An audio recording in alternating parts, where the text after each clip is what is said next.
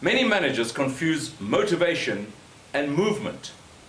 They offer their staff all kinds of incentives, and then they think that they are motivating them, when in fact they are simply moving them. Incentives reduce people to the level of circus animals, where you say to the animal, if you do your little trick, I'll give you a lump of sugar. Motivation is when subordinates and staff want to do a job, and they do it with dedication because they enjoy doing that.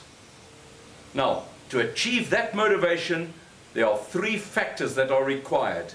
And the first is that the employee must have an experience of success. Most managers, however, tend to give their staff an experience of failure. They set high goals, and it's very discouraging, very demotivating, when all the evidence is there that lower goals are far more motivating. Secondly, subordinates are motivated by responsibility, and responsibility always goes hand in hand with making decisions. The person who makes the decisions is the one who is responsible. For example, we find that supervisors are often held responsible for the performance of their staff.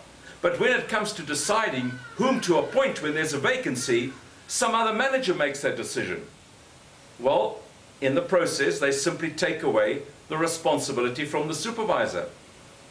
The third thing that motivates people is when they get recognition.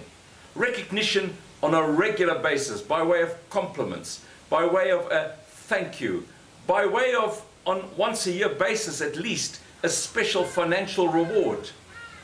Of course, recognition is seldom given because managers don't really keep score of the performance of their subordinates, and so they tend to give recognition only to those who do exceptionally well. And they ignore the majority of their staff who really form the backbone of their organization. Motivation is a skill that can be learned.